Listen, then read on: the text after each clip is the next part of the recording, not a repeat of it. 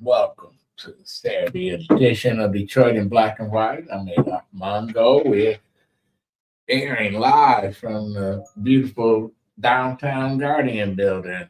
Vanessa Moss, Attorney Vanessa Moss. Good morning, Adolph. Good morning, Allan. Good morning, Teresa, Lady T. Listen, if you're watching Detroit in Black and White this morning, we want you to like, hit that subscribe button, and we want you to share. Like, subscribe, and share. You can catch us on all platforms, social media platforms. We're here every Saturday live from 10 a.m. to 11 a.m. at various places in the city of Detroit. You can also catch us on Wednesday evenings from 8:30 p.m. to 9 p.m. and Friday evenings from 8:30 p.m. to 9 p.m. Hey, Allan Lengel. Hey, you broke the story of our frequent commentator guest, Deputy Mayor Todd Bettison. Todd Bettison. It seems like it seems like a good transition, an easy transition for the city. I mean, he's been there. He was second in charge before. Right. Been working with Duggan. He gets along with Duggan, so it just seemed like a natural. I hate to say I told you. You did. But I told you. You don't hate to tell us so. I'm saying it. Listen, it's a no-brainer. Right. I guess I've been doing this shit too long.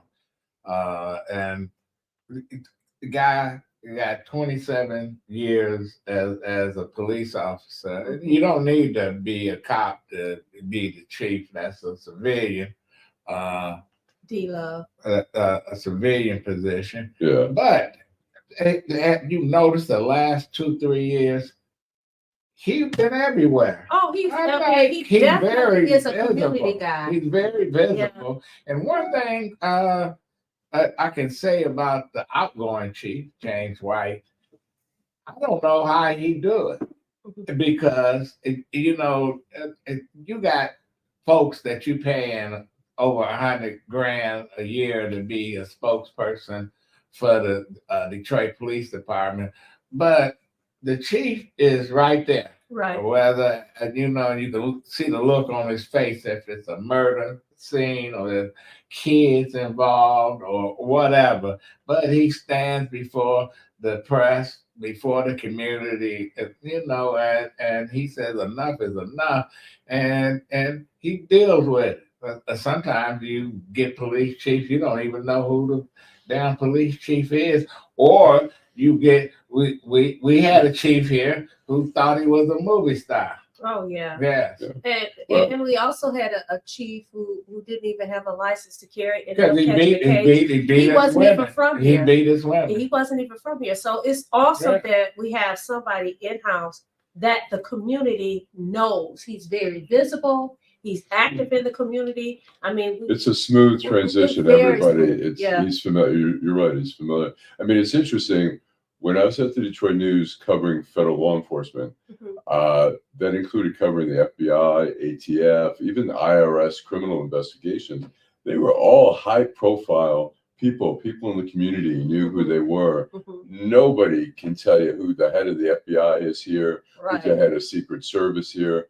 Who's that? They all have presence here. It's like they don't want to. They don't want to be seen. Yeah. Don't want nobody to know who they are. Right. Listen, like the U.S. Attorney, I think Don Isom is doing a great job, but she's not the Barbara McQuaid. Right. Barbara McQuaid was a newspaper reporter, so she understands the PR importance of the media, right? The importance of the media to have. And she was the first one. She was the first U.S. attorney that I know that was not scared to come out and spar with the media, talk to the media. There were others. I mean, I covered. Well, don't say Saul. Saul was out.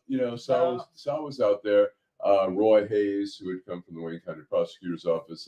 They were it was back in the day where everybody was out there. Like I say, the FBI, we had Ken Walton, we had other FBI heads who were like out there all the time. And I think it's good for the community to know that we had that for Zimmerlis Jr. That was him. That was him. But so I think the community wants to see law enforcement out there because crime is still an issue. I mean, we have to acknowledge that. And in so many ways here, what the FBI does besides public corruption, they do violent crime. They do counterterrorism. I mean, there's a lot of stuff going on here that people don't realize, and I think they're a little too low key about who they are. Well, but now we got another chief coming in. It's an interim, Right? But I wouldn't be surprised if he was Time. Yeah. I saw the people that was standing behind them. Mhm. That was, and then there's probably was another 100 or so that was in the room that everybody was jockeying the get in the photo ops with the new police chief. That should tell you something. Well, that the guy has made friends all over the place. Now, our former co-host, the late Brenda Hill, right. I didn't know the deputy mayor until Brenda started getting on the show, and saying, I got a person in the mayor's office or the police department speed dial. Now, he spoke at a memorial service. He said, you know what? If he saw her number, he knew to call her back. Yeah. Right. He said because she wasn't calling for her. She was calling for other people, right. people in the community. Say she went to the funerals of police officers. She was all over the place. So he said people like that he responds to. And one of the people that commissioner that talked about how he just went in his pocket and put up a family in a hotel. Mm-hmm. They was living some kind of dilapidated house, and the mother just got killed. And that type of thing. So well, I'm wondering if because he's the interim chief of police, and they're supposed to do a national search. I know that is what they have to do, but they don't have to do. It will probably be best that you just leave the interim and he just moves right on into the chief. Well, you know what? And let's look at this. There's 2 police chiefs out there that they're gonna go and get somebody on the national stage. Both of them came from Detroit. One in Dallas, she's in Dallas, and one in Cincinnati. Who's in Dallas? I can't think of her name offhand. Okay. Here's the man of the hour. Oh, yeah. All right. So we have your ears must be burning. Right. So we have people in the chat. Good morning, Duela boys. We have Burdell Bird. But Karen Winston, I want to read her comment. She said Bettison resides in Farmington Hills, though. Well, he was an appointee deputy mayor, and even as a police officer, you don't have to live in the city of Detroit. No. We all know that. So is that Karen right there? That's Karen. Hey Karen, how are you? Hey Karen, how are you? Yeah. Well, actually, I do reside in the city of Detroit right now, and for a lot of people, I have lived all over the city of Detroit throughout my career. I've lived on the east side, the red zone. I have been in this city, and so when I became deputy mayor, I was in the city of Detroit for a year. I lived in an apartment building, and I'm not going to name that apartment building, but I didn't like it. I didn't renew my lease. I own a couple houses in the city of Detroit. I was going to move my brother. That didn't work out. And so I was looking for different arrangements. But right now I'm in the city of Detroit. And so that's it. And just like other folks, I own multiple residences. And so, but my primary residence now is in the city of Detroit. But you know what? When I hear that you live someplace else, I hear it. I'm from a little small town. Royal Oak Township, and the first thing they say when they mad at somebody, you're not from here, yeah. You're not from Highland Park, you're not from River Rouge. It's like you're not from the township, and you know, it's like, and if somebody is there to work with the community, etc., you know, you accept the help. Well, it's like Detroit. It's like when I was on 9:10 a.m. and a woman called me up and say, "Well, Mr. Lengel, do you even live in the city?" And I go, "Well, yes, I do." And then she go, "Well, I don't care. You don't have any skin in the game. It's all your fault." I'm like, "What?" But I think what's important is not just does he live in the city of Detroit, but even if he lives in Farmington Hills, the point of the matter is this is somebody who works in the community, who's visible and has a lot of support.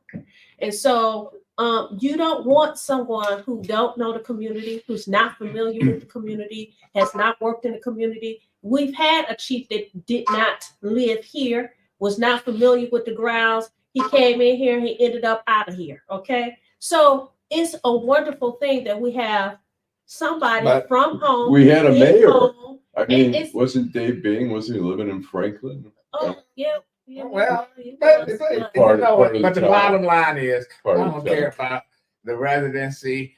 I want to ask the new police chief, the interim or not, did this catch you by surprise? The appointment. You know, it didn't catch me by surprise. You know, Chief White.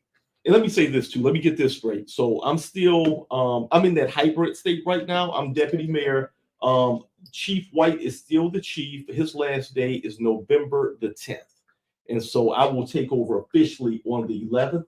You know, we didn't make that clear yesterday and stuff, so my phone was blowing up, man. People already asking for favors.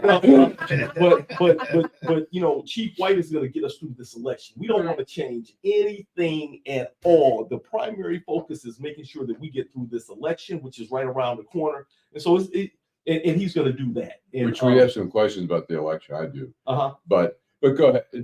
Well, let me ask. So there are some people speculating that you'll probably just, you know, the mayor's not going to, you know, he's got one more year after this year, and that maybe you'll just stay in the job for the rest of the term. Is that a possibility? Or you know, I don't know. You know, I'm confident that I'll be selected as the permanent chief. I definitely think I'm the best candidate for that. But when a new mayor comes in, you know, and Mayor Duggan has not announced anything, right? So, you know, he can wake up. I don't know what he's going to do. I don't know until an announcement goes out. Right. But if Mayor Duggan decides not to run, and we're going to get a new mayor, then at that point, you know, they get to pick their police chief. And so if they wanted to go in a different direction, you know, I know how it goes. I would be perfectly fine with that. And I would move on. And you can't pick yourself, right? Right, I can't pick myself. You know what? I'm going to go to another comment. We have a Linda Solomon. She says she's admired. I admire Interim Chief Bettison. He volunteered his time for many years to mentor children in Detroit experiencing homelessness. He showed the children how a hero believes in them. He guided the children as they captured their heartfelt hopes and dreams with a camera.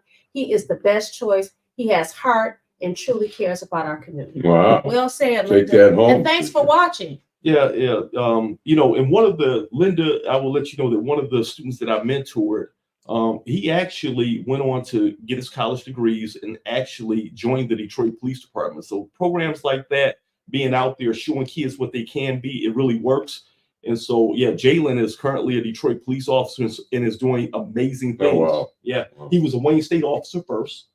And then he, you know, realized that, you know, you post Wayne State, huh? You went and took one of Wayne State, but you know, usually it was the other way around. Detroit trains you, and then everybody else started, you know, cherry picking. You know, when you start, you know, this community, man, I will tell you, in my role as deputy mayor with the community, loving their police officers and stuff, they really advocated. And when we got in a position where we could offer more money, the city's doing better, you know, hitting the budget 11 years in a row in the black and stuff.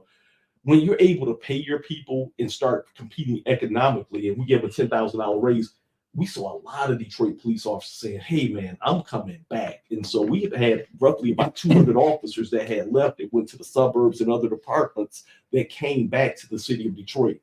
So, are you, people speculate that Mayor Duggan might run for governor.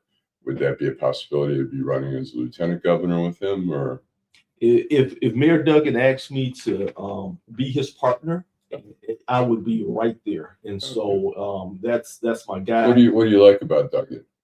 What's I've been watching the mayor ever since he took office. And so you just look at it, and I've sat in the meetings, and I've been here, streets of Detroit, driving through the streets. And we remember when it was a laughing joke about how the street lights didn't work. If the lights were out on your block, they was on somebody else's block. If they was on the west side, they was out on the east side. We got our street lights on. They were all replaced. We remember our parks were overgrown. Our parks look beautiful now in the neighborhoods. And then we remember the abandoned, blighted houses where we had 45,000 abandoned houses. And so step by step, addressing it in a pragmatic approach, we see that not only is downtown doing good, but the neighborhoods are doing good too. So it's doing a lot better. So folks can really see the improvement. So that's what I like about the mayor. He has done what he was supposed to do. We're gonna take a break. Come back. We'll continue this conversation with the new interim police chief for the city of Detroit, Todd Bettison, who is currently the deputy mayor. We'll be right back. Neighborhood beautification. That's very important to Detroit. It's very important to block clubs, organizations, and people who live in the community. We got started with 2 lots and a vision of a treehouse center. Because if we can take these blighted lots, Detroit give us grants to be able to do something with them that the community wants, it's a plus because we're bringing our neighborhoods back to where we want them to be, where they should be. All because I live in Detroit. Michigan, this is Barack Obama. I want to talk with you about the Alyssa Slotkin I know. Alyssa is a true public servant who has dedicated her career to serving the American people, no matter who is in the White House. I saw that leadership and character up close.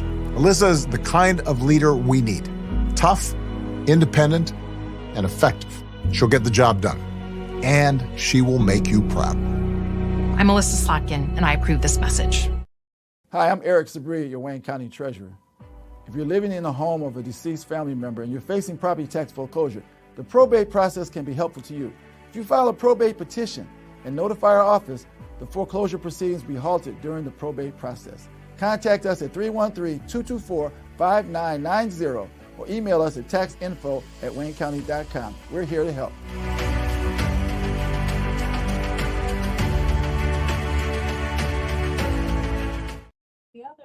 Welcome back to Detroit in Black and White. We're here at the Guardian Building. Lengel drug us here, made us come here. We got a great. This poster is. Have you noticed the poster here? Oh, okay. Yep. Yeah. Whose office? Who office is This that? is Mike Rathai, Joel Sklar. Fellow Marine. Joel Sklar, yeah.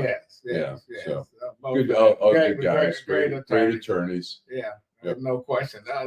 You had a question. So Todd, like in 2020, it was a mess over at the Huntington Center. People were banging on the windows trying to get in.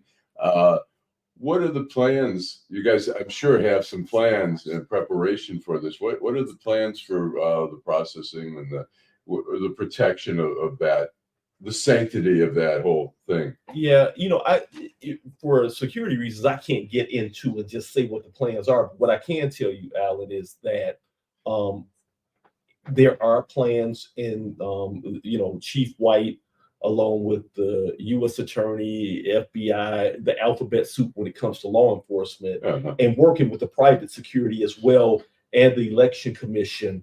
They're working to ensure the integrity of it and to also ensure that the poll workers are safe and that nothing is interfered with, because I was there during 2020. I mean, I was actually there. What were you seeing? It was a lot of folks outside. It was individuals that had got inside that tried to actually rush the room. And so, they wanted to rush the room, and they were utilizing different entry points coming in, trying to infiltrate. And so, we're prepared. We insured it then, and we're going to, even insure it with tighter security. Have you learned a lot from? Did you guys review what happened last time and figured out how to close the gaps? Absolutely. Every nook and cranny, because I would say nobody really expected something like that. Nobody expected January 6th. Nobody expected, what we saw, but we were able to prevail. And we're thoroughly prepared this time. Is it all hands on deck? No time off for anybody? How's that working? That piece, I believe it is all hands on deck. That means all hands on deck. Is that you're working with the Wayne County? State police. Absolutely, state police. FBI. When I say alphabet soup, that's what I mean. The MSP, the Wayne County Sheriff, the FBI. Everybody, Secret Service, they're included too. Alphabet soup. Speaking of integrity, though, making sure the integrity of the election is kept intact. Listen, you made an announcement last week about how you had to go down to the election commission. You didn't get a chance to address that, so I need you to address that to our viewers. Oh, my bad. I didn't sign the envelope. Okay, no. So I signed it. Well, I'm about to get Janet Winfrey crew kudos. They caught it. I got a letter. 2 days after I sent it back, and I went down there saying, "What? They trying to stop me from voting." And the young lady came and said, "See." Yeah, I did. You forgot to sign. I forgot to sign. Todd, there's a viewer here who said, Karen Winston says, in the 1970s, the charter mandated that DPD, not contractors, deliver the ballot boxes. Why did that change? Has that changed? Or I'm not aware that changed, but I would definitely look into it. But I'm not aware that changed. I know DPD is still right there, and so when I was with the department, it was our DPD officers that were right there delivered it. So people want you to believe that the votes, these elections, just recently came under scrutiny, and all of a sudden, people start stealing votes and all that. People been complaining about elections for 300 years. And it's always something here, something there. Machines don't work. That didn't work. And, it's the price of voting. Democracy. Chief, there's a comment from Marlon Holt. Thank you for watching, Marlon. He said, congratulations, but he asked a question. He said, would you run for mayor, or would you be more comfortable as the lieutenant governor for the state of Michigan? I'm not running for mayor. I'm letting everybody know I'm not running for mayor, and so I'm not, and so I'm going to be the police chief, and that's what I want to be. And then ultimately, if the new mayor says, "Hey, you know what? Want somebody else?" We're going to see. And so I don't have a crystal ball. So that's interesting though, because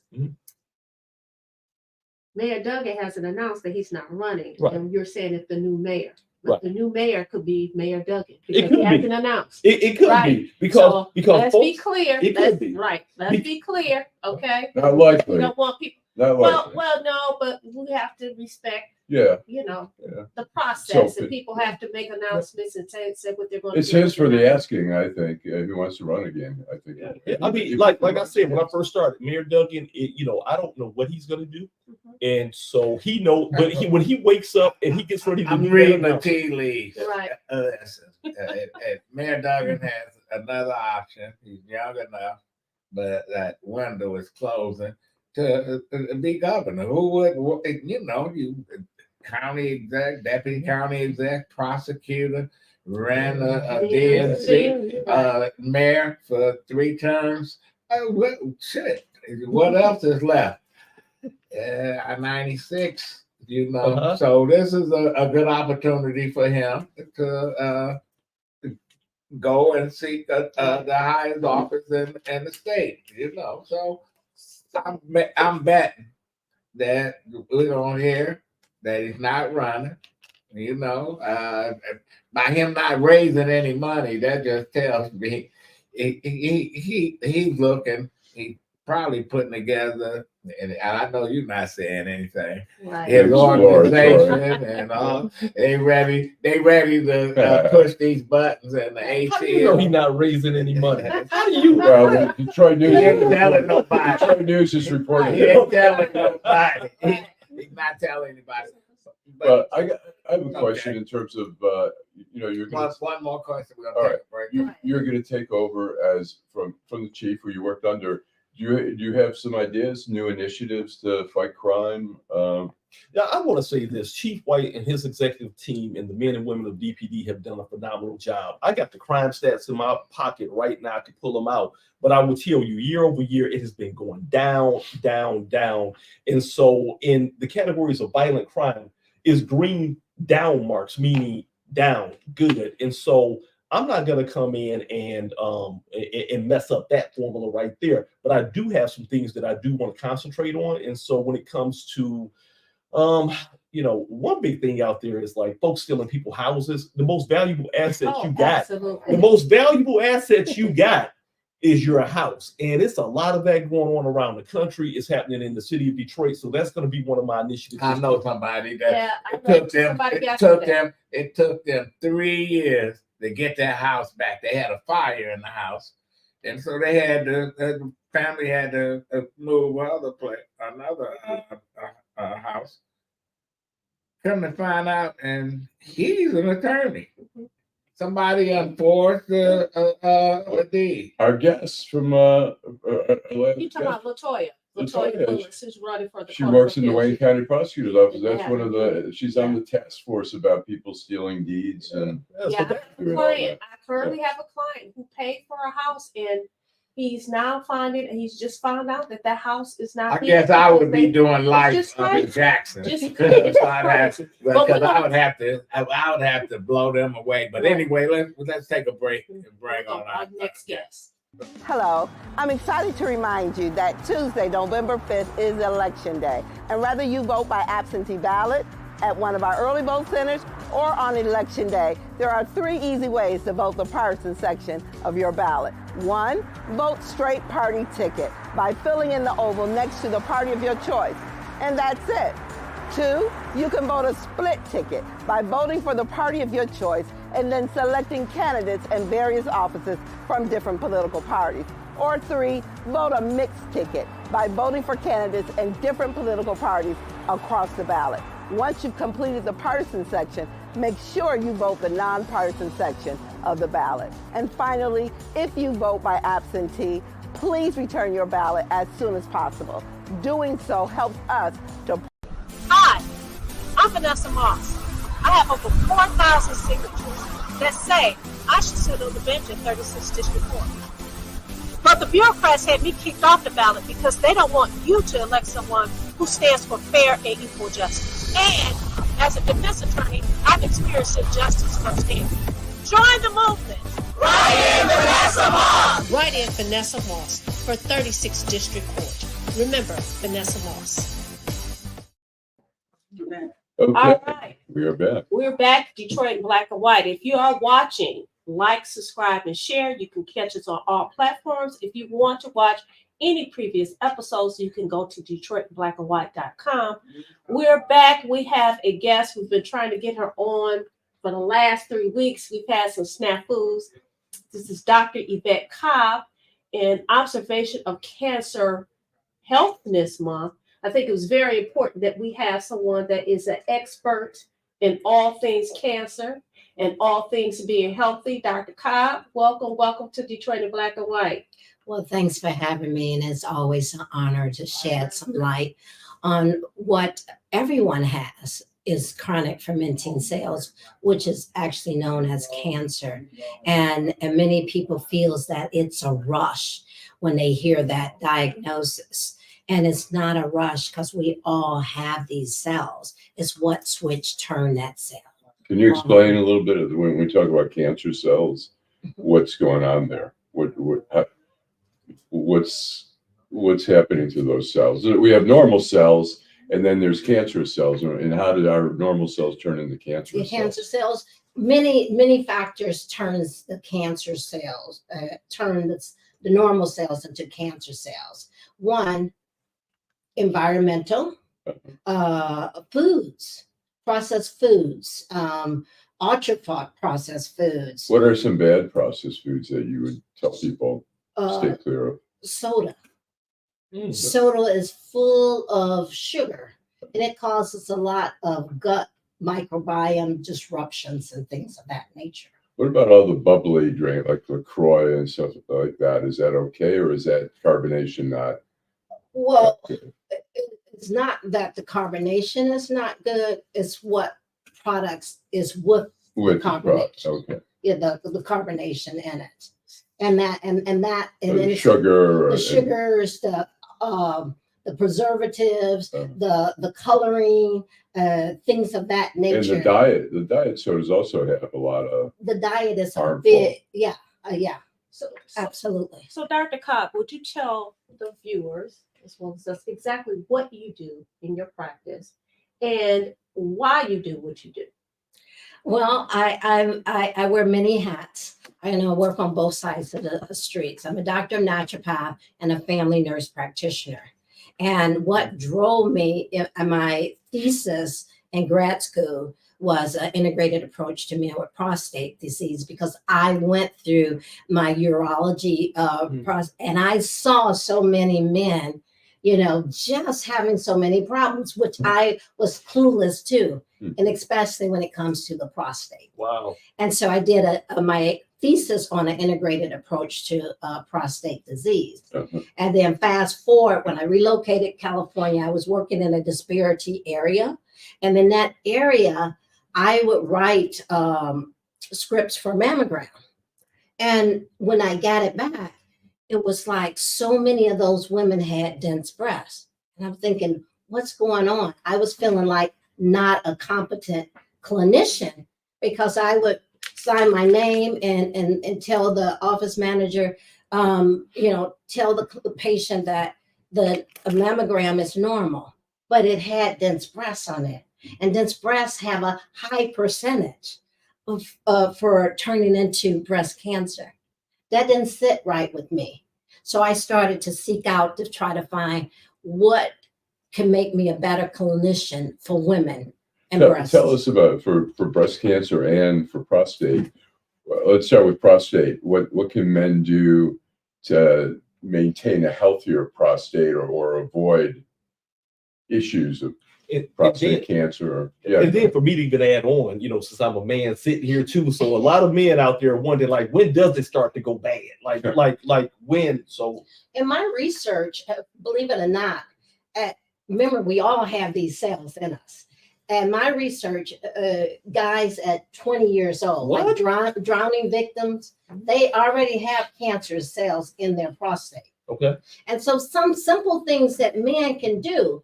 And working here in at the health department, I worked in the STD clinic. I myself recognize that men do not clean themselves. I clean myself, y'all. So I but I'm clean. And just simply having like an organic cotton or something of that nature to once you have a defecation and just take a second step and just clean yourself a little bit, or get a bidet or one of those things on your toilet. A lot of people don't know what a bidet is. Could you explain and let them know what the bidet is? Yeah. A bidet is definitely a European thing, and it's a cleanliness type of thing where it after you do number 1 or 2, a water shoots out and cleanse the area. So are you saying that men who don't wipe their ass properly have possibilities of having more problems with their prostate? Yeah, that could and how be. Does that what's the correlation? The correlation is most men that has prostate cancer It's usually on the part that hangs on the side of the colon. Right. Okay. Through active transport and different reactions. Those toxins, because you're trying to get those toxins out. Right. And if it's just there, it can just accumulate there. Okay, so that's one thing. And that's kind of like a Tao's ancient Chinese type things. And when you're in the Asian countries, when you go there, they actually squat. We're kind of the only individuals that uses tissue. Most any animals or anything, they don't. Yeah. And one thing is we're kind of spoiled because we have toilets. Toilets wasn't designed for our body. So when you sit on the toilet, then you got to turn and then your legs go down. Right. Okay. Right. When you squat, the reason for squatting, it's many different things. One, to support your lower abdomen so you won't get those hernias, those hernias. And it's a direct shot. It's a direct shot. So even something as simple as putting a potty toddy, I think is what it's called. It's like a little base around your toilet that you can put your legs up. You lift up. To squat. And it kind of simulates like a squatting position. So it can be a straight shot. You don't need as much tissue and all of that type thing. Somebody has a question here. One of the viewers. She didn't finish her second part of the question, which was you asked a question about breasts. Breasts. So Okay. let her finish. Yes, and then you're right. you And can then, go to the next then we have a question. viewer. Yeah. And remind me of the question. So it was about the breasts. You were talking about dense breasts and stuff. breasts. And how can women try to avoid that or try to maintain a healthier well, one thing is don't allow your doctors to say you got a normal mammogram, but you have dense breasts. Two things. You need to get further diagnostic tests like an ultrasound. Explain dense breasts. Dense breast is the breast is meant to be fatty tissues, and you have your lobes and stuff in it. When it becomes dense, it's be like a fist. It's like a fist. It's hard. And how does it get that way? What's the Western medicine says it's normal. Okay, in the naturopathic way, it's like no. If you look at an anatomy book, there's no hardness in the body. Okay. And then when they grade the mammogram, it's from 1 to 5. And 1 meaning nothing in the breast, and then it keeps going up. So there's multiple factors. What's going on there that it's becoming dense? There's multiple factors. They don't know exactly, but there's multiple factors. One is the hormonal factors, because they said if you have it when you're young, that's why education needs to start in middle school. And so if you have it when you're young, you're 45% to 50% going to have dense breasts when you're older. And that's right at the time when the hormone starts to change and young girls is getting their menses. And what can women do to avoid that? Women can do many things. They can do dry brushing. Dry brushing is brushing before you get in the shower to stimulate your lymphatic system. They can do rebounding. And what does that mean by dry brushing? Dry brushing is a brush, like an organic brush, and you brush yourself, and you usually brush toward the heart. Brush your legs all up. The whole body. Your whole body. And when you get to the breast, you crisscross. You crisscross the breast. Okay. And then the stomach, you go from right to left, because you go from where it comes into the large intestine. And what is that all doing? What's the brushing? The brushing is stimulating your cells, your pores to open, but more importantly, it's stimulating your lymphatic system. Can massages do that? Same somebody who gets a massage? That's another thing that women can do. They can do self breast massage. And even taking it another step further, their partner, their husband, and I used to do workshops to teach men how to do it, not just making it just a foreplay or a sexuality, but know your spouse's breast, know your girlfriend's breast, Right. you know, because 87% of most women find their own lumps in their breast. However, they didn't executed that from, you don't see those signs or anything about self breast exam, because it was a large study done in the Asian countries, and it says that self breast exams do not prevent cancer, and we know that, but it does begin to bring more awareness and earlier detection. Okay. You have a question? Yeah, there's a viewer here that says, Dr. Cobb, do you think COVID vaccines are safe for cancer patients? Well, in my opinion, and if it was me, Sure. and not even cancer patients, You're not a fan of the COVID shot. Yeah, Why? I never took it. What and why?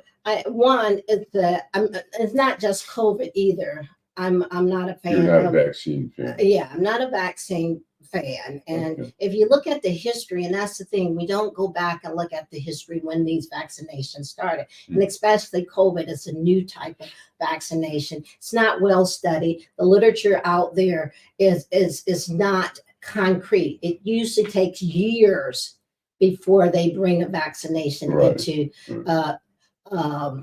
production. This was like, boom, less than 6 months it was in there. What about measles and some of the stuff when people are vaccinating their kids and stuff, you know? And I know that's been studied a lot longer. What do you think about that? Well, if I had a kid, I would not vax. Okay. Well, let me ask you though, I mean, when we talk about vaccinations, we're talking about trying to avoid mass outbreaks, and people attribute vaccines to controlling that we don't have measles or any of the other diseases in mass. And this is true, but they never seen if it was to not. They haven't tried. They haven't played it out. They haven't played it out on both sides of the streets. They play it out on what the Western society would like to see. Right. But what about the other side of the street? I have many clients and many colleagues and friends that never have vaxxed their kids. Right. And they're traveling everywhere. They don't even get colds and things. Yeah. Look at the rise of autism and all these other, neurological diseases. Do you think there's a correlation between that? Absolutely, I do. So we're going to take a break. We're going to take one last statement for you after we come back from the break. We're going to do a break. Michigan, this is Barack Obama. I want to talk with you about the Alyssa Slotkin I know. Alyssa is a true public servant who has dedicated her career to serving the American people, no matter who is in the White House. I saw that leadership and character up close. Alyssa is the kind of leader we need. Tough, independent, and effective. She'll get the job done. And she will make you proud. I'm Alyssa Slotkin, and I approve this message. Hello, Detroit. Election Day is November 5th, but why wait? Beginning Saturday, October 19th, you can vote early at one of Detroit's 14 early vote centers. Early voting runs through Sunday, November 3rd, so let your voice be heard and vote early. If you're voting by absentee ballot, return your ballot as soon as possible. For more information, visit our website or give us a call. And remember to vote, because it's not only your right, it's the right thing to do. Hi, I'm Eric Sabri, your Wayne County Treasurer. If you're living in the home of a deceased family member and you're facing property tax foreclosure, the probate process can be helpful to you. If you file a probate petition and notify our office, the foreclosure proceedings will be halted during the probate process. Contact us at 313-224-5990 or email us at taxinfo@waynecounty.com. We're here to help.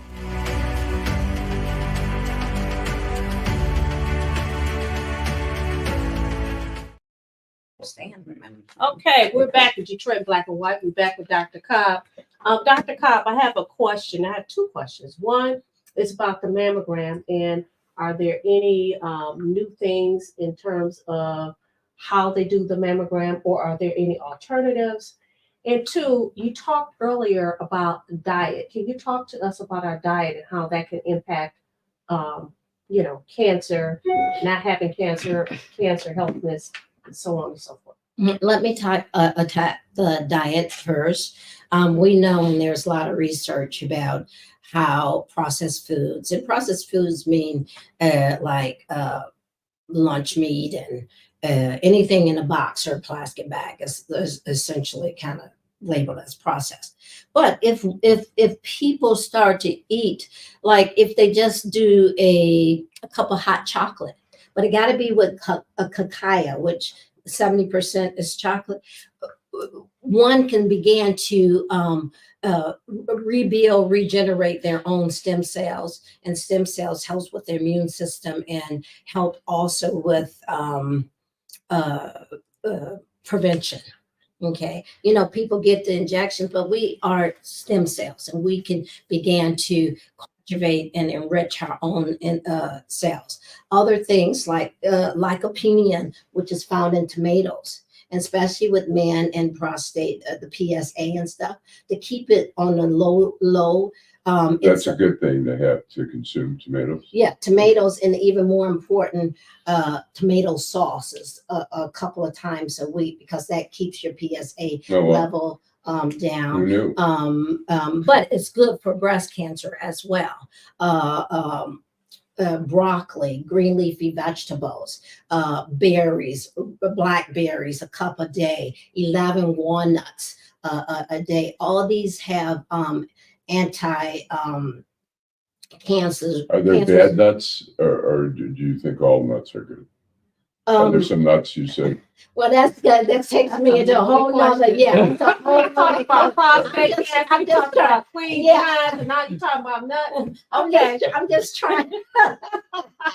Right, get it all in. That's one more thing. Right, sure. Dark chocolate is better than, milk chocolate. The vegetables, the green tea and the phenols, and the highest green tea is matcha green tea. But not only green tea, but you can do black tea, even coffee. How about stevia? They say Stevia. Stevia. I'm sorry. Stevia. Is that okay, or I think there's sometimes a debate whether that's a natural. It's a natural sweetener, but it becomes processed when they take it from the natural green plant and break it down. And they add something to it. Yeah, they add chemicals and preservatives and stuff to it, and so it makes a good product a bad Get in on the conversation. And so better choices of sugar that I like to tell people to do is like date sugar, agave, maple syrup grade B or higher. Okay. Other things you can do, castor oil wraps. Castor oil is a whole ancient technique of releasing bumps, lumps, anything. Mm-hmm. Warm castor oil packs they can put on their breast. Breast massage. There's quite a few essential oils that women can do to massage they breast, and that's all is making and breaking up the lymphatic system. And if you never read Dress to Kill, it's a book that really lays out how bras can contribute to breast cancer too. Why? Because it constricts all your lymphatic system. Oh, you said we shouldn't wear bras? I mean, I'm not trying to be funny. Is that what you're saying? No, I'm not saying, but there's men created bras, and yeah. women, it They are becomes the worst contraptions ever. right. But there is cotton bras that you can get, more healthier bras. If you breastfeed and you put a synthetic product on your breast, if milk comes out, guess what? Synthetic tissues, can go merge in there as well. We gotta have her back for a whole show, because I got a million more I know you questions. do. We have Saunteel Jenkins from Cobb who's on the show. We have Dr. Cobb, and she's here talking. It's Cancer Healthness Month, and so I thought it'd be a good idea for you to come on if you have some questions that you want to ask of Dr. Cobb. Great, and then of course we're going to turn the show over and talk to you about what's going on with thaw, what you have going on the horizon. Good morning, Saunteel. Good morning. How's everybody doing today? Doing great. Good. Yes. Love the glasses. Yeah, they're nice. Oh, thank you. I have my red ones too. Look, they're actually pink for breast cancer They awareness look great month. they look great on the screen. Let me see. I Mama, know. let Yeah. me It's, check. but Okay, I so got my pink glasses and my pink ribbon. okay, that's what's up. Okay, And let me ask, do you know where that started from? Because the initial ribbon was peach, and it was peach because of preventive. And then it became a very marketing tool. So, people at B, they changed it to pink. And so. Well, no, I learned something this morning. I was taking notes on the foods, a cup of blackberries, 11 walnuts. So I was listening, Doc. Thank you. Great. Tomatoes, broccoli, and most people cut off the heads of the broccoli, but the stem got 3 times as much nourishment in it. So saute that stem up too. Okay. It has 3 times the property of the broccoli heads. Dr. Cobb, I do have a question, and I see and hear a lot about the MCT oil. Are you familiar with MCT? They're selling it all everywhere in the health food stores, and so I bought me some MCT and I took it. It gave me some energy, but It helps reduce. I think you were supposed to use it with a cotton swab to wipe your behind. Well, I'm injecting it. I think you're using it the wrong way. Actually, you can use it both Oh, ways. no. You can use it both ways. Clean that behind. Lord have mercy. I love when most men don't clean their behinds. I That's do. terrible. I didn't even know that until I worked I there, didn't and know I it was either. like, I was shocked. Okay. So anyway, I'm sorry. I interrupted your No, question. MCT oil is a great oil, and it's like real pure coconut oil. Okay. And there are so many rich properties of coconut oil. And I heard that C8 and C10 is the best to avoid C12. So they say avoid the C12 at all costs. What we still talking about? MCT is different versions of the coconut strand, and so they say avoid the C12. It gives you bad stomach problems. And So everybody, I heard leave C12 alone, get the C8 and the C10, no C12. Well, see, I don't know, because usually I get my products from either another naturopath or someone that has explored it. Okay. And so I haven't deeply gone into all the C12, but that's great to know. I Yep. will look at. Well, I will let y'all know. Do not take C12. So how do you use the coconut oil? How do you use I use coconut oil for my skin, but are you all talking about ingesting it? Yes, eating it. Yes, and so it's a different type. It's a liquid form. Yeah, it's MCT. It's called MCT. It's a great anti-inflammatory, great anti-cancerous. It helps with the heart and everything. So as well as olive oil. You can do olive oil as well. I use a lot of olive oil. So you just use it to cook with it, or you add it to? No, there's a lot of research around having like a little shot of it and the properties that it has in it will reduce the incidence of heart disease and inflammation in the body. And that's a big thing with the processed foods and environment too. If you even look on your cell phones, it tells you about the radioactive frequencies and stuff. And men have it in their pockets and stuff like that. And then that we know that that's dirty energy. And there's a lot of dirty energy. That's why they say not to use microwaves and stuff of that nature. So as well. speaking of the cell phone, I was at an event and you were talking about the cell phone and how people, in particularly women, take their cell phones and put them in the bras that the men made that we probably shouldn't be wearing. But could you talk about that? It's the dirty energy, the electromagnetic frequency of the energy, and it comes with as the foams get more vast, the energy frequency, and it's the frequencies that create the damage and disrupt her hormones and things of that nature within her body temple. But we get dirty energy through her sockets and things of that nature. So the premise is to try to use your cord, which many people don't like. They like the little Bluetooth. And there's so much research. The phones, old cell phones used to have antennas. And it was such a rise in pineal cancer that now the internal mechanism of antenna is within your cell phone. And if you go into your cell phone and you go on the general and you go down to the bottom and look at legal, they have that disclaimer, because if you put your property, your cell phone close to you, close than 5 millimeters, 5 millimeters is the top of an eraser. So they said, you taking your own risk. You because we didn't disclaim that. You shouldn't have it. It says this on our phone? Yeah, it's in your phone. Wow. And these little things are enclosed in all those disclaimers that we never read, we just hit accept. Yeah. Okay. But it's not even accept, it's in there. But nobody looks at the other properties on their phone. So Saunteel, you here with us on Detroit in Black and White. Welcome. I wasn't here the first time you were on. Yeah. So tell us why you're here, what you want us to know. Well, good morning. First, I want to say congratulations to now Chief Jerome Bettis. Oh, I'm not Jerome. I'm not the football player, right. But I wish I had his money. I'm so sorry. I did say Jerome. Yep. It's the pink glasses.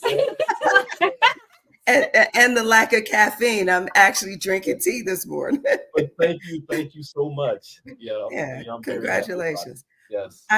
It's akin to what I want to talk about, the future of our city.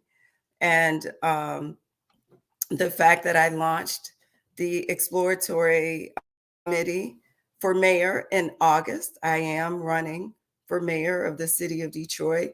We just completed our first filing deadline on October 20th. I'm excited to say that in 2 months, I raised $120,000, which is actually more than any of the other announced candidates have raised in a filing period. So I'm very proud, and I am humble and grateful for all the folks who've supported me and said, yes, we believe in you and you should do this. Well, congratulations. You know, the words have been on the street for a while, but of course we have to respect folks and let them make their own announcements. But congratulations. I think we're well overdue to have a woman run the city. We run households, we run boards. Matter of fact, I run Detroit in Black and White. Don't let them tell you that. I know that's right. I know that's right. And I'm hoping we'll have a woman running our country soon. Absolutely. And listen, and hopefully I'll be running the courtroom, right? But anyway, congratulations. I think that's wonderful. Now, do I see a pink something on your? Yes, it's a pink ribbon. I am a breast cancer survivor.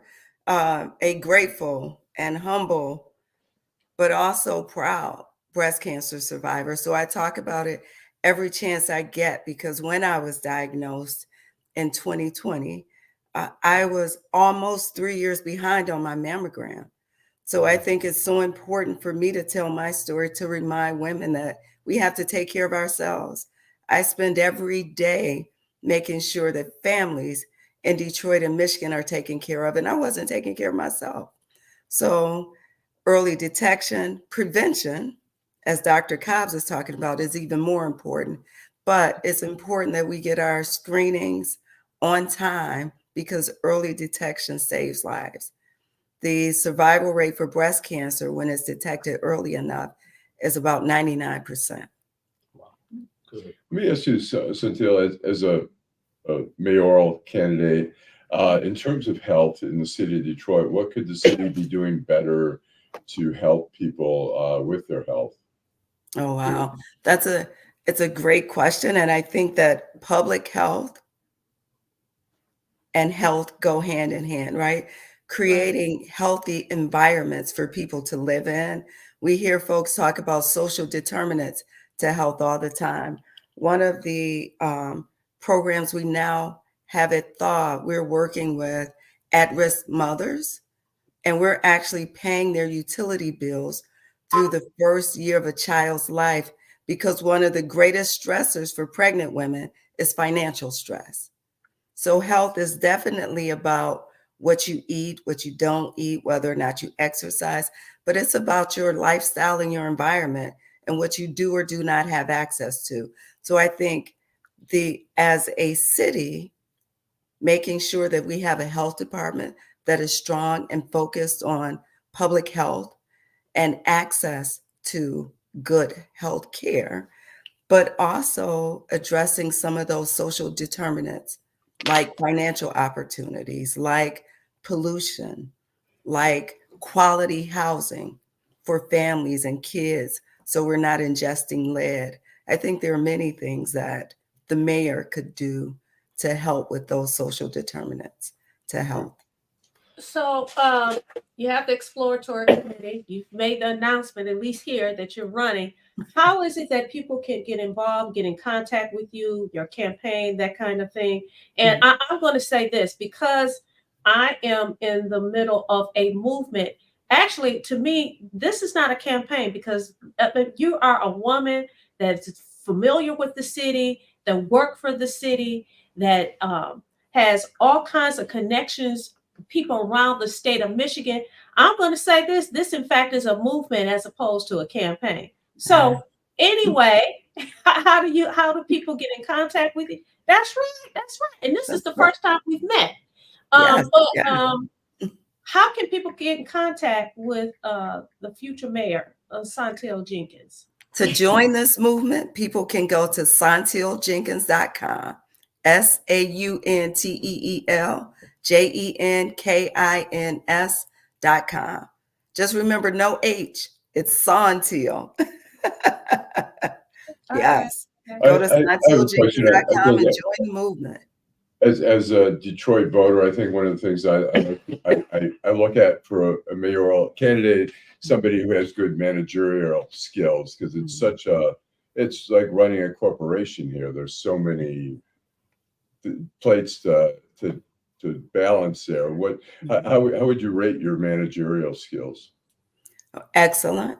I would rate my managerial skills excellent. And I think if you talk to my board or my bosses at the Heat and Warmth Fund, which is the board of directors, they would say the same thing. Thaw has grown, and we are one of the strongest, financially stable and strongest nonprofits in the region, if not the country. We receive a 4-star rating every year from GuideStar, which rates the financial, they rate the financial policies and practices of nonprofits across the country. Saunteel, Dr. Cobb has a question for you. She's going to ask your question. I'm going to wrap it up with you, wrap it up with her, because we have one more guest. Okay. My question is, ever since 2016, I've been trying to be an advocate to create a whole wellness center in Detroit. And I've just been kicked in the face. And after COVID, I thought for sure, this would be a platform to really put wellness. And when I say wellness, that's an integrated center where, the Eastern and Western philosophies come together for total well-being, especially since you're a survivor of breast cancer, being able to integrate these other things that women can do, and as a survivor, to keep surviving. Yes. I think that's a wonderful idea. I would love to hear more details about some of the obstacles you faced, right? To talk about how to get past those obstacles. I would need to further understand. But certainly, I think having a wellness center and alternatives, Detroiters deserve to have all the alternatives that other communities have. We certainly have some really strong health systems, but there are natural medicines and natural alternatives that have worked for people. and Detroiters deserve to have access. All right. Thank you. Okay. Thank you, Saunteel. Thanks a lot. Good luck. Thank you. Thank you, You Dr. all have a Cobb. great day. You do See the you same. later. We're gonna have Bye. one more person come on the show. He's not a stranger to the show. He's just gonna come and give his 2 cents as a young person. That would be Miles Wilson. When we come back from a commercial, we'll have him on for a couple of seconds. AKA your son. Neighborhood beautification. That's very important to Detroit. It's very important to block clubs, organizations, and people who live in the community. We got started with 2 lots and a vision of a treehouse center. Because if we can take these blighted lots, Detroit give us grants to be able to do something with them that the community wants, it's a plus because we're bringing our neighborhoods back to where we want them to be, where they should be. All because I live in Detroit. Hello, I'm excited to remind you that Tuesday, November 5th is Election Day. And whether you vote by absentee ballot, at one of our early vote centers, or on Election Day, there are 3 easy ways to vote the partisan section of your ballot. 1, vote straight party ticket by filling in the oval next to the party of your choice. And that's it. 2, you can vote a split ticket by voting for the party of your choice and then selecting candidates in various offices from different political parties. Or 3, vote a mixed ticket by voting for candidates in different political parties across the ballot. Once you've completed the partisan section, make sure you vote the nonpartisan section of the ballot. And finally, if you vote by absentee, please return your ballot as soon as possible. Doing so helps us to process and report results in a timely manner. And remember to vote, because it's not only your right, it's the right thing to do. All right. We're back here. That was an interesting segment. She's great. You know what? But people need to talk about how to prevent certain diseases and Absolutely. stuff. And what she was saying, I hadn't heard before. I was watching a program where the doctor, an African American female doctor, said that men, they don't wash their feet. They don't wash. She started pointing to body parts and stuff. It's like, damn, you know, make me. You go in the shower. I was like, she was in my head. You know, you have to do this, do that. Yeah. Sure. So I'm not surprised as a doctor. Right. I just can't imagine that you ever been to the ER and you see all kind of people. Listen. See it all. You have to commend those folks that's on the front line. Yes. I don't know how they do it, and I wouldn't do it. Right. Yeah. I mean, nurses and doctors and all that dealing with the human body and all the stuff that the body, excretes and everything. It's. We got that as we wrap this up. We got a young man. He's from Detroit. He's been on this program before. See, he wasn't taking the shot. Him and his brother, y'all was talking plenty stuff one time. I did. How come? Why didn't you? The reason why I was against the shot, it was how everything rolled out. It just came off as a little bit rushed. The test trials that were done were over a short period of time, maybe 2 to 3 years. Right. So from my perspective, I felt like it needed to be a little bit more research done before I was comfortable enough to inject something. Have you had COVID? I've had COVID, yes, once before. Just once? Yes, once before. And I wanted Miles Wilson. I wanted him to come on because, the vice president is perceived to have a problem with young Black men of the 20s and 30s. And before we wrap it up, I want to get your perspective. Yeah. So who you support? Kamala at this point. Okay. It's not even at this point. We already in the final stage. Did you vote yet, or? I'm about to here soon. So. Okay. Good. So the reason why I say give her the opportunity, although she's served in a role as a vice president, putting her in a position as president allows for her to push her own ideas.